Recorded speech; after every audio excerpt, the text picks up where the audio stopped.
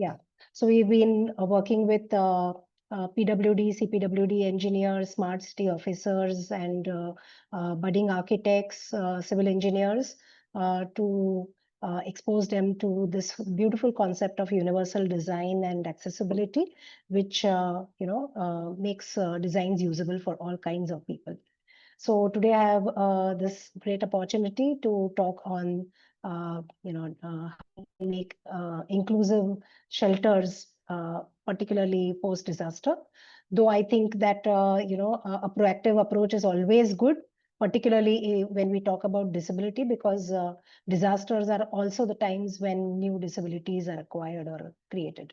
So it's always better to, create infrastructure that can withstand the disaster, the destruction that and the fatalities that happen during a disaster. But yes, how can we make disaster rehabilitation accessible and universally usable is something that we are going to talk about today. So let me start with my presentation. Just a minute.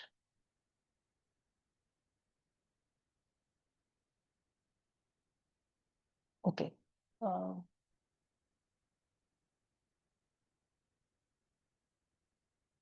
Yes. So let's start with first understanding what is universal design. So I'm going to be talking more about it because I've been asked to talk on universal design. But basically, universal design is that which is usable by all people to the greatest extent possible without the need for adaptation.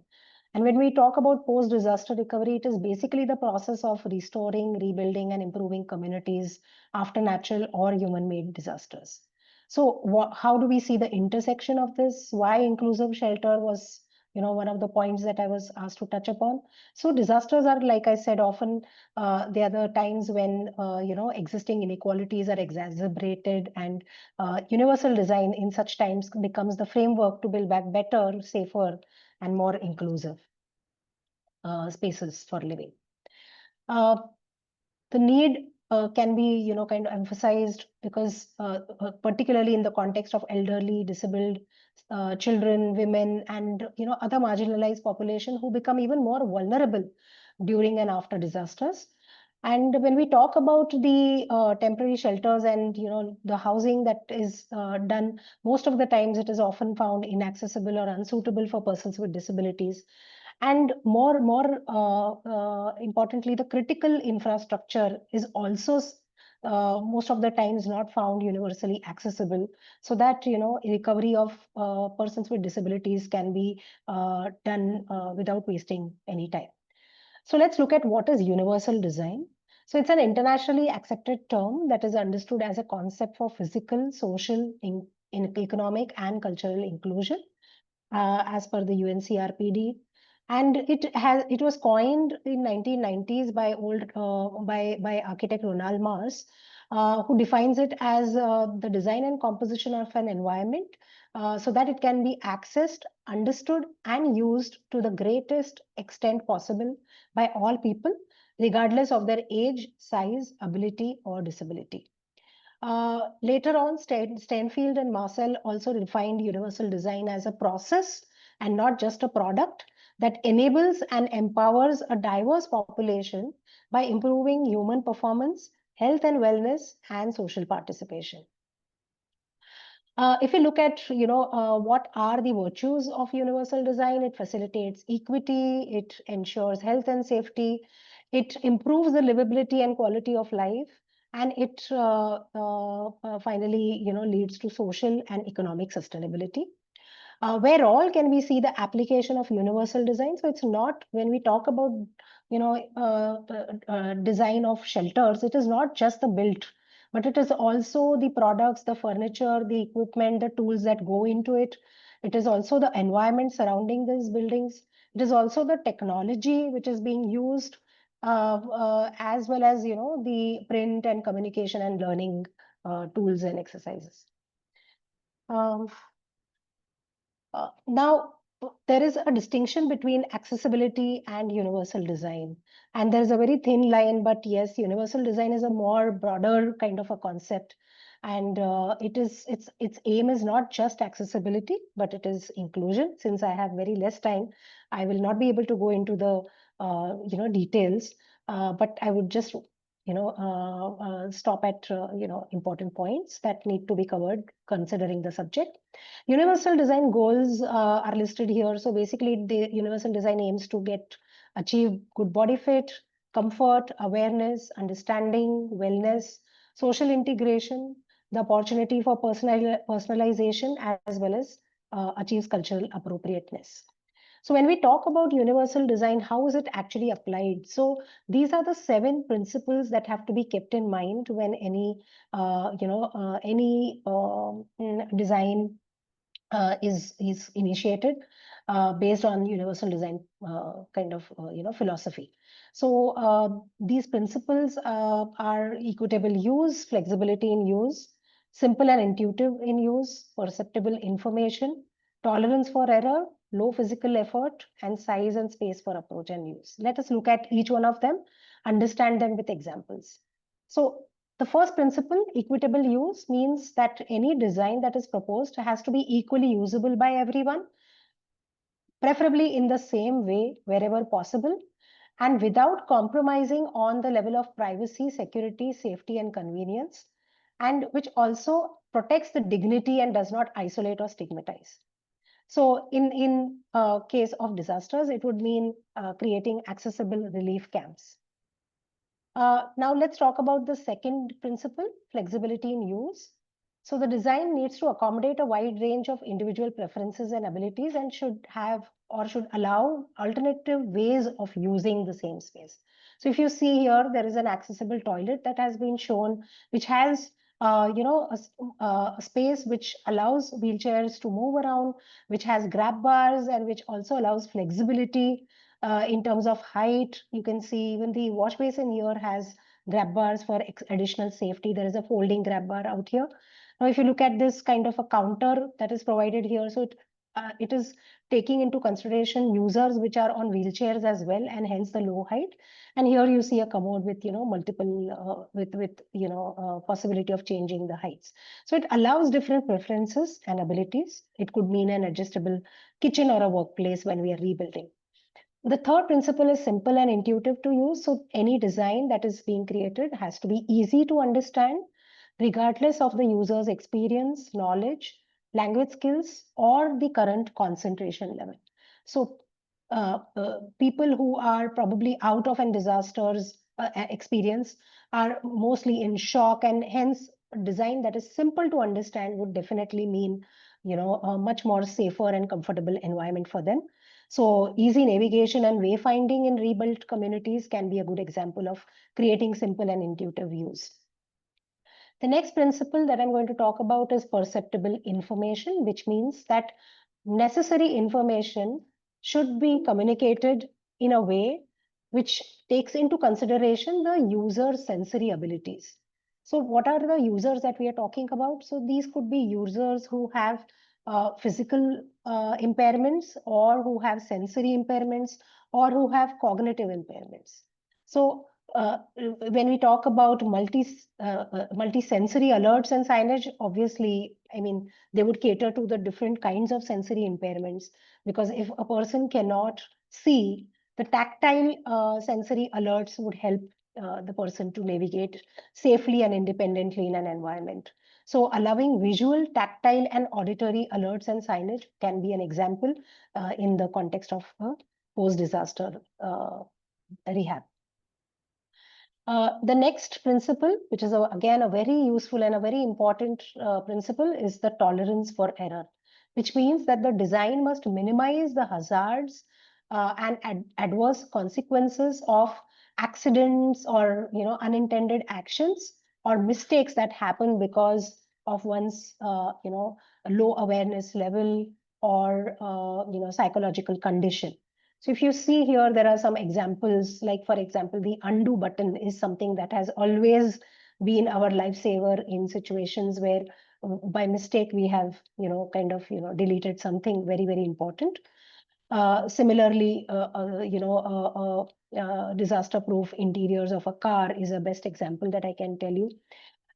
Designing safety features to minimize risks in shelters and public spaces would be something that needs to be kept in mind. It could also mean, if you're talking about steps or stairs or ramps, then edge conspicuity tapes or strips that define a level difference could be a good example. Then let's look at the next principle, which is low physical effort. So it means the design should be used efficiently and comfortably with minimum fatigue. So again, the tiredness of coming out of a disaster and recuperating also means that people are at their lowest physical strength, and hence designs have to be such that they minimize the fatigue, or which reduce the amount of force that is required to use simple things like maybe handles or taps, faucets, buttons, etc. So doorways, ramps, and paths designs for people with limited mobility or different cognitive conditions or sensory abilities can be a. So if you see here, there is a long lever arm handle for a tap given here, which could be used even for in extreme kind of user groups, like for example, people who don't have an arm could use this, easily with their shoulder to use the tap. And the last principle, that is size and approach for use. So it would mean providing sufficient space, particularly for wheelchair users, so that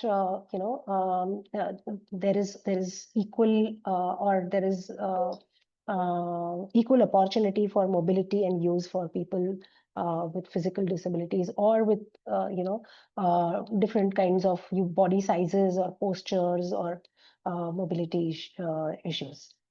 So here is one example that I would like to talk about, which would be an example of universal design, particularly in the case of disaster planning. So it's an audio visual alarm. So conventionally we have seen that alarms have always been audio, but an audio visual alarm becomes a inevitable or a very very useful kind of an design solution to inform about evacuation in case of a disaster. And this could so of course the visual would mean that persons with hearing impairment can definitely be informed about an alert through the visual alarm. Whereas for people who are probably engrossed in work and or are using headphones, could be also alerted through a visual alarm if they don't register an audio alarm. So the beauty of universal design is that it does not just help people with the marginalized populations or people with disabilities or vulnerabilities, but it helps each and every individual, irrespective of having disabilities or not. So universal design is that way inclusive for all. Now, let's look at some UD features that we need to keep in mind when we are designing post-disaster shelters. So let's start with accessible entry and pathways. So when we are talking about a universally designed space, as much as possible, try to keep it step-free. The plinths can have minimum level of plinth height. Use ramps instead of slopes. Instead of steps. And these ramps should have gentle slopes, which is at least, 1:12 or even gentler than that. So it could be 1:13, it could be 1:15, it could be 1:20, but definitely not less than 1:12. Thresholds, if provided, ideally to be avoided, but if at all are provided, should be less than 12 mm. Doorways must be wide and it has to be minimum 900 mm or 36 inches for wheelchair access. When I say 900 mm, it has to be the clear distance.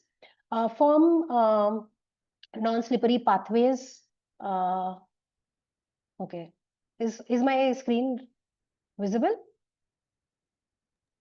Yes. Yes, we can see your slides. Yes, okay. Then coming next to the internal circulation and layout. So the circulation spaces need to be kept in such a way that the wheelchair movement is kept in mind. So clear turning spaces which are at least 1500 in diameter should be ensured in passages and corridors. Uncluttered layout is extremely important with wide corridors, and reachable controls such as light switches, sockets, emergency equipment, emergency alarms, etc., to be provided at accessible height, typically 900 to 1200 from floor. Then coming to sanitation facilities, private, gender inclusive and family accessible sanitation areas need to be provided. Hence, apart from the gents and ladies toilet, unisex accessible toilets are mandatory, and they must be provided over and above these general toilets. Roll-in showers, grab bars and stable seating are some of the features that unisex accessible toilets address, and they being gender neutral can also cater to needs of LGBTQI population. Then raised toilet seats at least 450 to 500 from floor. Again, non-slippery flooring and adequate drainage to ensure safety. The next would be multi-sensory features such as visual and tactile signage, including braille wherever possible. Good lighting, natural and artificial, which does not create glare. Color contrast on edges, steps, and doorways to avoid, accidents. Audible or visual emergency alarms, flashing alarms or vibration pads, like we just saw as an example. Talking about furniture and fixtures, adjustable or varied height furniture, beds at accessible height, not more than 450 or 500 Sturdy chairs with armrests or flexible chairs would also help in such cases, but with armrests and other safety features. Shelving and storage should be at reachable and height, as well as approachable from seated and standing positions. Next would be thermal comfort and ventilation. So insulated materials for temperature regulation must be incorporated into the built fabric. Natural ventilation must be ensured. Cross ventilation and windows at appropriate heights is important. Fans or air filters, if needed, should be placed at accessible reach. Next, safety and security. So anti-slip surfaces again inside and outside. Good, secure doors and windows with easy to use handles. Avoid round knob handles or handles which require turning, twisting, etc. Emergency exits and pathways need to be clearly marked and to be made accessible. And fire safety tools have to be provided, such as fire extinguishers and smoke detectors within the reach with enough color contrast to identify. The next aspect that needs to be incorporated is related to privacy and dignity. So flexible partition systems for family units and individual needs. Accommodations for caregivers, personal assistants, or medical needs. So most of the times caregivers and personal assistants are left out. So we need to address, take into consideration their comfort and their safety as well. And designated spaces should be provided for breastfeeding, prayer, or cultural practices in spaces designed for communities to come together. The next aspect is inclusive communication. So use of pictograms and multilingual signage, accessible information dissemination, maybe in audio, as well as large print and easy to read formats. And most importantly, involvement of persons with disabilities in community meetings and plannings. Next is community and cultural responsiveness. So creating inclusive communal spaces, meeting areas, which again have to be accessible. Modular design to accommodate different family sizes and social structures, and cultural appropriateness in layout, materials, and sanitation design. For example, ensuring that only WCs or Western commodes are not provided, but also Indian fans are incorporated into toilets can be one example. So now these were the 10, important, I would say, groups of guidelines that I would stress upon to ensure we create inclusive shelters. Why haven't we really had more of inclusive shelter practice? Mainly, I think because of lack of awareness among planners and contractors. Most of the times, even budget constraints are perceived as barriers to universal design. It is perceived that universal design comes with an additional cost, but if it is incorporated right from the inception of the idea and the design, then definitely, there is no additional cost that has to be borne. Then time pressure to rebuild quickly again often neglects inclusivity. And most importantly, if stakeholders include persons with disabilities, then definitely the chances of creating inclusive shelters would increase. So recommendations would be policy integration, embed universal design into disaster preparedness and recovery policies, capacity building, so training the architects, planners, NGOs, as well as the ground staff on universal design principles. Funding and incentives encourage governments and aid agencies to allocate resources, as well as creating guidelines and toolkits for emergency and reconstruction phases. So finally, I would like to end by saying that universal design is not a luxury, but it is a necessity for resilient and inclusive recovery. Rebuilding is an opportunity to correct past inequities and create truly inclusive environments. And building back better should always mean and should mean building back inclusive. Thank you so much for giving me this opportunity. And I hope all of you found this presentation useful. Thanks.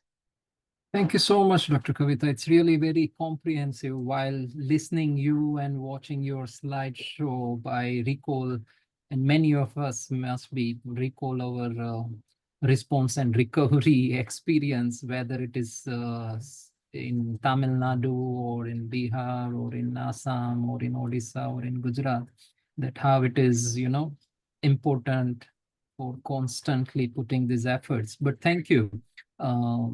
It is really important that shelter is one of the most urgent needs in the aftermath of any disaster, but it is also much more, as said, it is much more than just a structure. Shelter represents security, dignity, and the first step towards rebuilding lives and livelihoods. So thank you for this presentation. Would like to now request architecture Aakash Vishwakarma ji.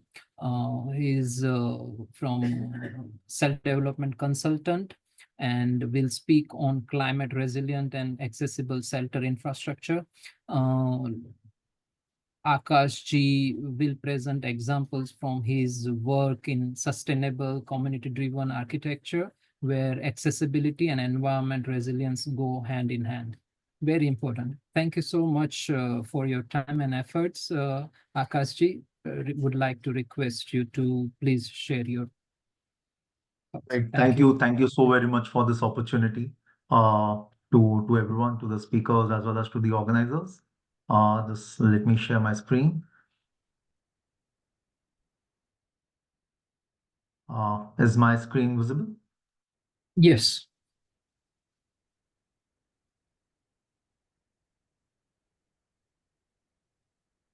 Yes, we can see, and request you to make enlarge. Yeah. Now, yes. Yeah. Better. Yeah. So, yeah. Hello, everyone. As sir introduced me, been part of humanitarian grounds for past more than 13 years, and been working very closely with the community, and specifically been part of this organization called Siege, and been working across India. Well, as far as the resilience part goes, with respect to climate, as well as it's very important that we understand the meaning and essence of resilience, where it's not just giving the relief for intermediate purposes, but soon after disasters or any such scenarios, but giving the sustainability aspect to not only to the design, the architecture, but also to the community, because it is all driven by the community themselves. Talking about the climate resilience. Basically, when it comes to shelter design, there are a few aspects which we need to look into with respect to the kind of scenario we are working in. One is always the location and the overall planning. Uh, Even after post disasters, there have been certain scenarios where the reconstruction or the rehabilitation which was done post disasters and emergency situations, the sites were not apt enough, and they soon experienced uh, uh, sort of followed by disasters, floods, be it landslide, and later on affecting the community themselves. The second part is the design, the overall design of the shelter, which plays a very important role. Uh, Vernacular architecture is not just a jargon; it is a practice. It is a complete combination of culture, local aesthetics and practices, respecting the local climatic conditions, the topography of that place. So that is very important, in terms of design while we are planning for climate resilience. The third part is the passive design, as ma'am said, that ventilation, thermal comfort are things which needs to be looked into, and in scenarios like ours, in terms of disasters, in terms of emergency, uh, many a times these things are probably neglected, not intentionally, but with respect to the kind of time frame, or the budget concerns we have. Fourth is the material, sourcing locally available material, and uh, not introducing any alien material to the community is very helpful in these kind of scenarios, and making the resilience or the long-term resilience, where people are not dependent on any external or alien material. Uh, Water management, again, incorporating. I mean, as you all know that it's slowly becoming scarce, and in future, not just for construction purpose, but even for survival purpose also, this will be a challenge. So incorporating water management in terms of rainwater harvesting, groundwater recharge, local practicing to encouraging local practices of restoring water with respect to shelter design and construction, and at a community level, is very important. Last but not the least is the energy. Uh, Depending on external sources makes you more vulnerable during disasters and post-disaster scenarios. So yes, switching on to solar and energy efficient systems are a very important element during planning for climate resilient shelters. Very interesting image. This is from one of our works from Assam, where and this was this particular village, Nikori village, had experienced. They experienced flooding almost twice a year, twice to thrice a year, and this picture was taken 3 years after the project was uh, completed, and we were amazed to see how the uh, shelters are still responding, and this talks about the resilience. I mean, not just with terms of and you can actually see, I mean, not in terms of just in terms of design, the material also, it's local, and the overall aspect for the same is being taken care of. Similarly with this one.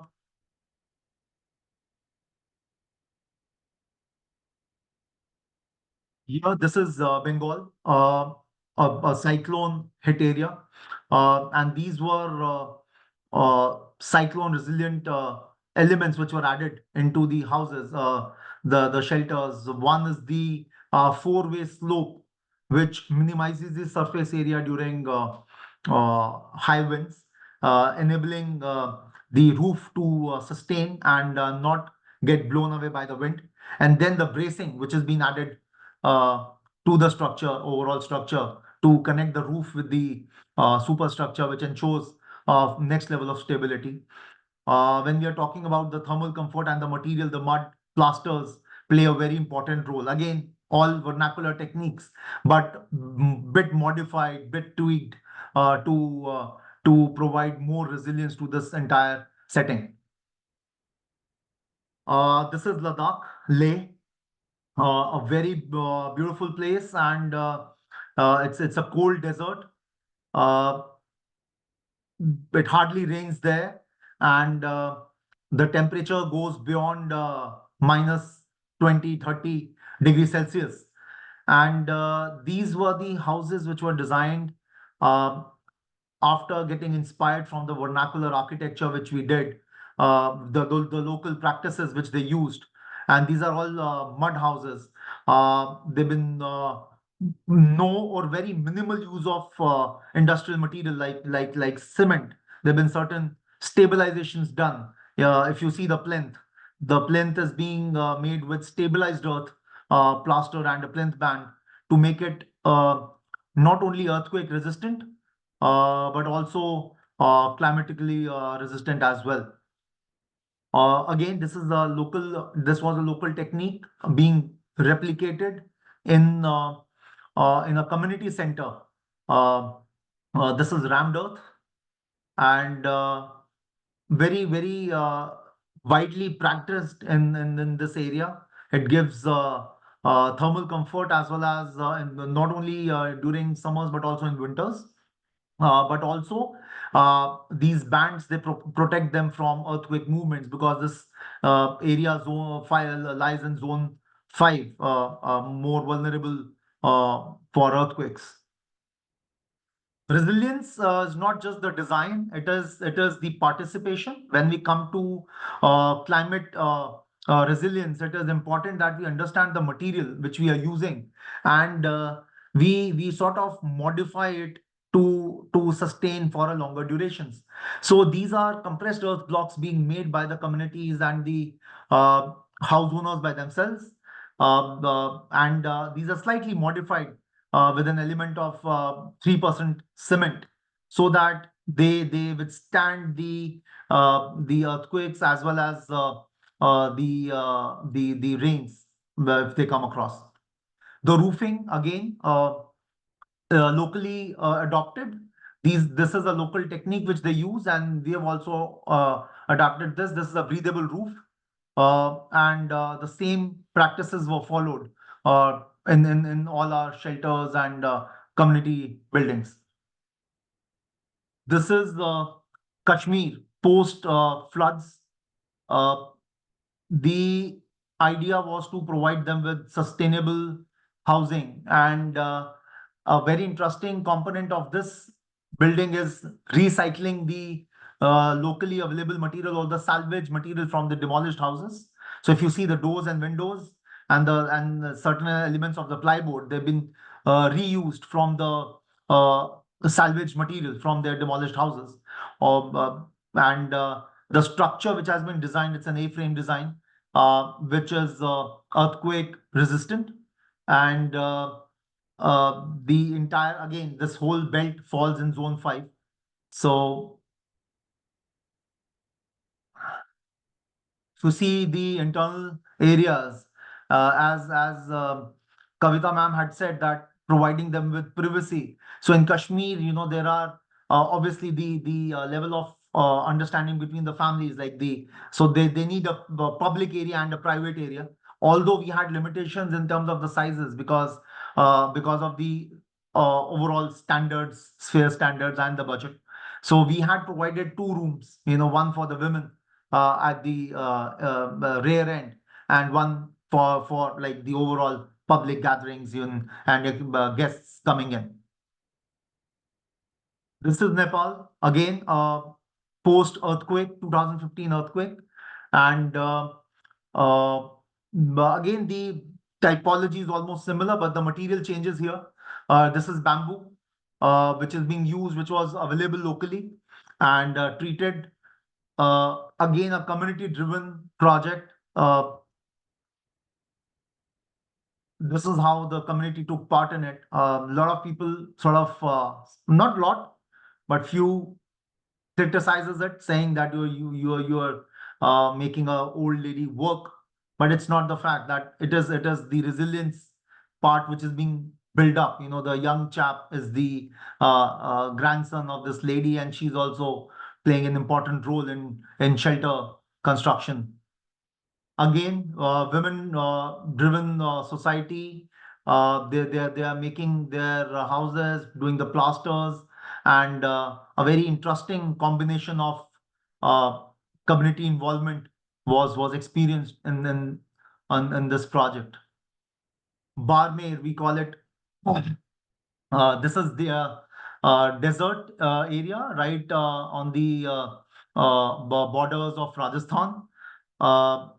And the interesting part was that these houses were sort of a first in it kind, where we used so basic uh, design criteria, climatological criteria, where we provided circular houses, reducing the surface area and thereby reducing the heat impact on the walls and providing thermal comfort. These were modified hydroform blocks, stabilized with around 5% of cement. We and very very bare minimal uh, use of external material like steel and cement, just to provide a time band on top. Again, a community driven project, locally available material, locally sourced, uh, and made by the community themselves. These houses, even they exist till today. And a very interesting part, I'm not having that image with me. Very interestingly, so what they have done is they have expanded their village and they have used the same blocks. So we had left our machines there, and now they have these community owned block manufacturing units there. I mean, they're not doing it commercially, but for the communities themselves, and they are replicating these houses. And they find them so comfortable during peak summers when the temperature rises to around 48, 50 degrees Celsius. That they just sort of survive there with a fan, and you don't need anything else, not even a cooler. This is Tamil Nadu. Post cyclone project. Again, a community driven project. Here we had to build permanent shelters, which are not so permanent in nature in terms of paper, but in terms of the structure, they have to be permanent. So we used earth back there. So basically, this was a tribal community, and in tribal communities, we generally don't have to. We cannot. I mean, as per the government norms, they cannot make permanent houses. They can only use either earth, bamboo, uh, timber, which is locally available. So we used timber, earth, and locally available material to build their permanent houses, and they were all accepted by the local administration there. This is how these houses looks like. They were all community driven. They are cyclone resilient, and it's been more than 6 years now, and these houses are still standing there, and they have been able to expand it, uh, incrementally, the local community. So the skill set lies with them. Now the accessibility part. Again, like ma'am has already, Kavita ma'am has already sort of reflected upon the basics of the accessibility, universal accessibility across designs.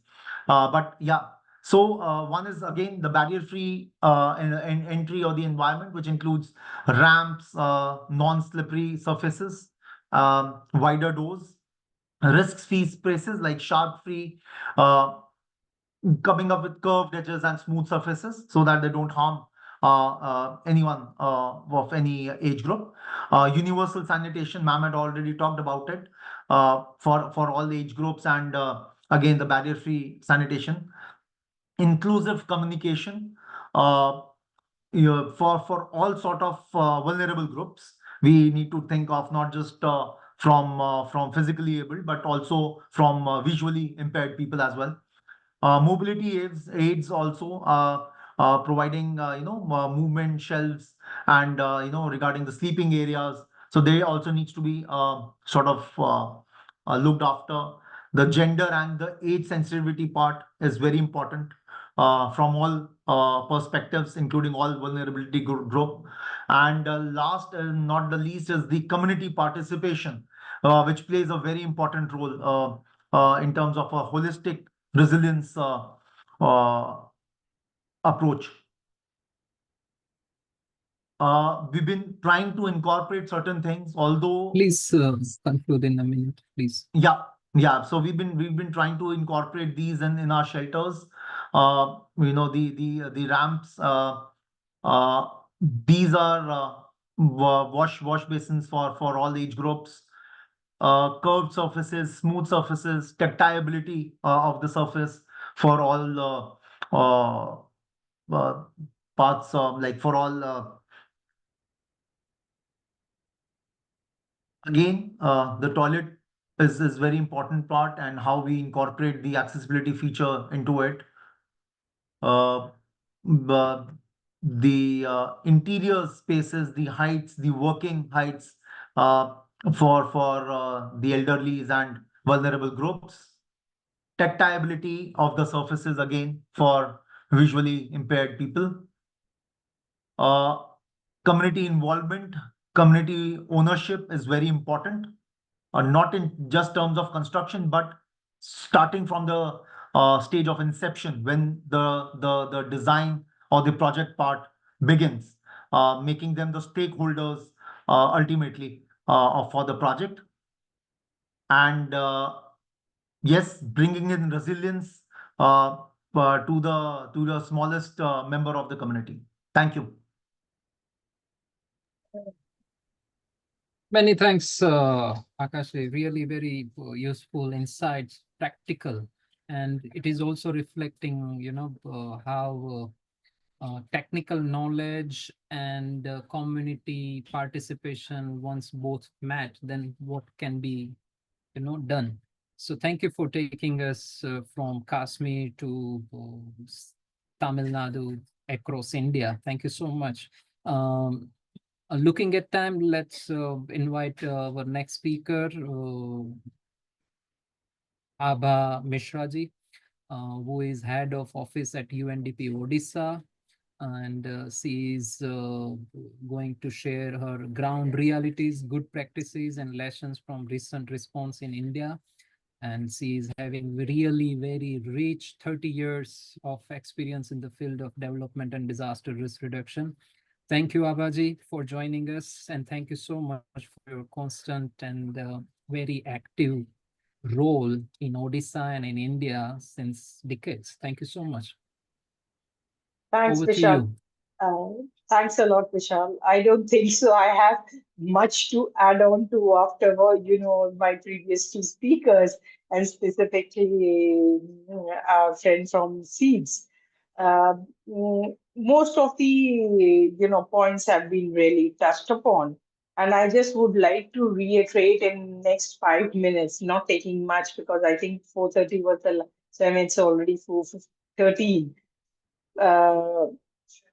Reiterate few points. When we talk about shelters, uh, the idea is to ensure there is a universal design principle which is followed, irrespective of the type of disaster. There are certain principles which need to be followed for any shelter reconstruction. Uh, and I would basically say is that those uh, houses have to be useful for everyone. And as rightly mentioned by last two speakers, features starting from disability to needs of elderly, needs of the third gender. Also, when we are talking about or when we are designing, these are taken care of. Now, some of the designs when we start developing the project proposals, we do not have the baselines. And that's where we go wrong many a times. So what we need to do is we need to collect a very, very good data before we even start designing our shelters. Or else, if I take the case of Orissa, the shelters, the cyclone shelters, which was built up earlier, it was very difficult for uh,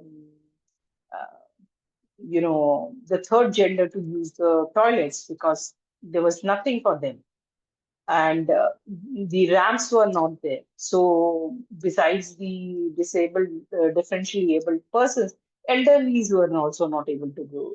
Then secondly, there were no segregated rooms for mothers and children. Uh, so then it becomes difficult. That's a shelter. The shelter is not about any individual housing, as rightly mentioned by people, that when you go back after you see the shelter, which is the immediate house, maybe for one day, maybe for months, we also need to build that shelter properly. So what we need to do is, in the first as a first principle, is to have a very, very specific guidelines. And I think that's where the sphere had its last meeting, where the guidelines for shelter management is being prepared or being tweaked to redo it. So it should be uh, a means for all use for all users.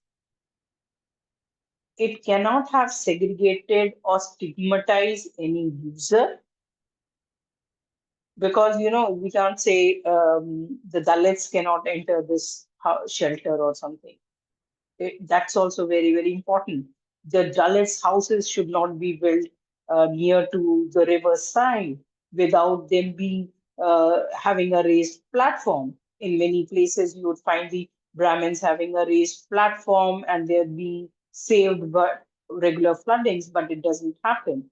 So, and many a time, because we have not taken that into consideration, our funding is little less. And when the funding is less, you will not be able to do justice for that Dalit household.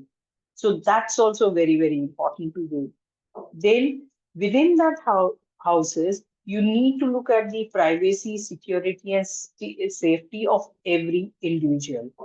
And rightly mentioned, vernacular designs are good, but they may not be, as conducive for the changing climatic conditions. So they may have to be changed a little bit, but the designing has to appeal to the community for its use. The second thing is there has to be flexibility. Many a times when we criticize the Pradhan Mantri Awas Yojana or something, the reason why we all do it is because it's like a one shoe fit for all type. It does not have differential, designs. So we need to have that designing. Can we also think of, when we are going into the field after disasters, have a option oriented designs to take it to the communities? That's the other thing. The third thing is, the second principle which we need to follow is that we need to have certain choices for the communities. Many a time, because of our donor needs, we do not have that choices. We do not give the choice of access and use to everyone. Give the choice of design structure or the material which we need to use.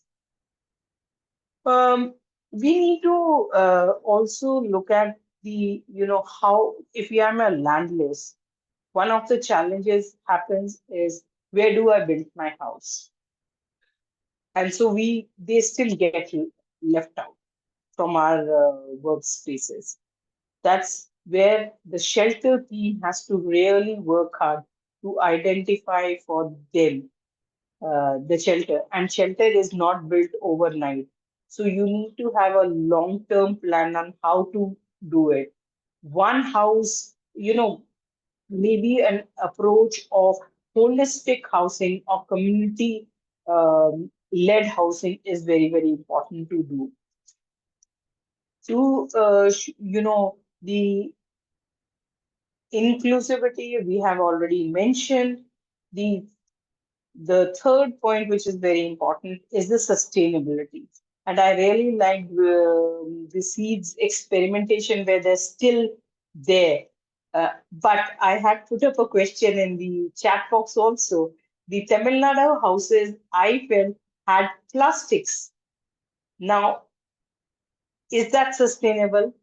From our point of view, when we are looking at sustainability, reducing plastics because it's polluting, uh, it may not be the easiest answer to give, because at that particular point, that's the best material to use it. But in the long run, are we creating a health hazard or something else? We may have to look into it. So, sustainability of our approaches, our methods, our techniques, our material use needs to be looked at. And rightly mentioned by Madam and our SEED's partner is that resilience, Aakash, I think, uh, that's the most important. At least each houses which we are building up needs to withstand 30 years of climate changes or any type of disaster. If it falls down in the next cyclonic storm, it doesn't really work out. Uh, when we look at shelter management, institutional building or effective shelter habitation is very, very important. And the habitation needs to look into the water, the safety, and the basic amenities available. Many a times we end up building houses with no amenities, and that's where we miss out the bus of rebuilding a resilient society. While shelter is one part of it, maybe we need to also look at shelter in a broader frame to ensure that we have a sustainable, livable uh, place. I will stop here, as I think all the other points have been already very well mentioned by Kavita ma'am and Aakash. Thank you so much. Over to you, Vishal. Thank you so much. We have very limited time, so it's time for open discussion. Would like to request any individuals who would like to ask question. If possible, please also mention your question is would you like to get response from whom? You can also use chat box. If not, anyone, then I have already received couple of questions. But before that, I would like to ask. Okay, there are two questions I directly received from in the chat box. One is about the Karnataka planning, state planning, and of course, if anyone from the speakers would like to share, but based on our experience, we really, each and every state have their own, unique aspect, and from Karnataka, it's really good to see that how they decentralized through ward disaster management cell that they have established. Another one is they have a state heat wave action plan, and also they made outlines, minimum standards for relief camps and ensuring that shelter are accessible and cater to the needs of vulnerable population. I know this is about the planning, but planning is fundamental requirement for this. So this is the one response. One interesting question came out is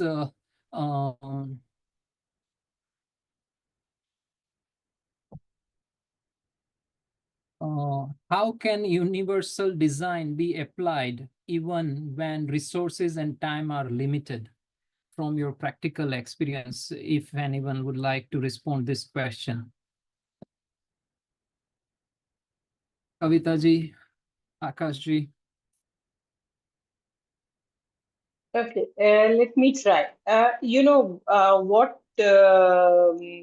Vishal, in response to the question is, we can have, even today, the city is still being rebuilt. The Japanese are still building many parts after the earthquake. When we are talking about shelter, yes, we may not be able to build the full house with the proper designing at the immediate time. But if we have the plans and we have an incremental system to upgrade, to complete that plan, that would be one way to do it. So the resources spread over periods. One has to also identify and see what is my priority. If I have a disabled child, I need to have a ramp or a bathroom which is fitted with equipments so that my child is able to take care of it. I cannot, but that means maybe I can't have a designer kitchen. I can keep that for a later stage. So we also need to prioritize and discuss. So that's why I said the community level Choices. discussion is very important and we need to give that choices. I may decide, no, my kitchen is more important than I can take care of my child. That's my choice. But that choice has to be given to them. Thank you. It's also reflect your point while you're making your presentation about, choices of design. It's really very practical and valuable. Any points, last word from Dr. Kavita, Aakash ji? Yeah, so adding to this, what ma'am said, what we do consciously and cautiously while designing these shelters are the incremental planning. That is one. Also, not just the incremental planning in terms of the plan or the design, but in terms of the structure as well. That the same element, for example, the shelters can the transitional shelter or the emergency shelter, the frame can be used as a roofing frame for the transitional shelter, and then the same element can be used for the permanent shelter, because the site where they're gonna be building the permanent house will remain the same. So we minimize on reusing the material. We use the same material. So the design is such that it is easy for the house owner to sort of reuse it, and ultimately spend lesser amount of money on the same material for future. Any last words from Dr. Kavita, please? Yeah, so I think the deliberations have been really very, very insightful. I think I totally agree with Abha ma'am's, point that data is extremely important. And if we have that kind of a systematic, documentation and data collected, then we can definitely make a kind of a repository of what worked, what didn't work, what needs to be enhanced, what needs to be innovated, and who are the target users, what is the, where do we need to concentrate our efforts on, etc. And that's how, our design would become, I would say, a research based or a evidence based design. So I feel, just having numbers of how many got affected is one part, which is generally just made, but and how many rehabilitated, but what was their experience and what are their feedbacks is something that needs to be systematically documented in time and used for the next exercise. So I think even today, if anybody has to really do a research based exercise or a innovative design exercise, data is really not available. So I think that's a very crucial point, and I think that needs to be addressed in the policies. Yeah. Very valuable research and innovation in this area. Thank you. So with this, We begin today by acknowledging a simple yet powerful truth. Shelter is not just a structure, it is a lifeline. And unless it is inclusive, as speaker shared, safe, as example came out, and accessible for all, as Dr. Kavita said, recovery will remain unequal, incomplete, and unjust. Our speaker have helped us see this truth from multiple perspectives. Policies like United Nations Convention, then our Act and Sphere standards offer us a strong foundation. But what we need now is action and accountability to ensure implementation on the ground. Dr. Kavita emphasized that universal design is not a luxury, it is a necessity. Designing for the most vulnerable benefits everyone and must be integrated even in urgent low resource setting. Aakash ji showed us how sustainability and accessibility can go hand in hand. Number of examples reinforce the idea that climate resilience, especially in the current scenario of extreme heat events emerging more and more frequency, locally grounded experience and inclusive architecture is not only possible, but practical. Abha brought field experience into focus, very practical experience, highlighting both the barriers as well as practical experience that are transforming shelter response across India. Today's dialogue was more than a webinar. It was shared commitment. Each of us, very actively responded that to not only recognize gap, but to work together towards solutions that are inclusive, right-based, and future focus. With this, I would like to request Nupurji to carry on with the way ahead. Thank you. Thank you so much, Vishalji, and thank you so much for steering the discussion. It has been a really insightful session. And we will be coming out with the recommendations from this session and also the documentation of best practices and taking it to our shelter sector committee for the next actions. And as Abha ma'am also shared that we are in the process of revising our coordination guidelines for shelter sectors. So some of these interventions that were shared today would also be included in the updated version. And with that, I would also like to share for the information of all participants that we will compile all of the presentations from today's sessions and we'll share it with everyone for their reference along with the recording for today's meeting. So with that, I take this opportunity to formally thank all the experts and panelists who joined us, and especially Vishalji for moderating the session today.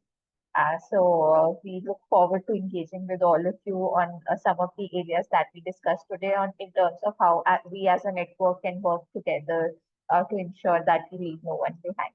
So thank you so much, everyone. Thank you. Thank you.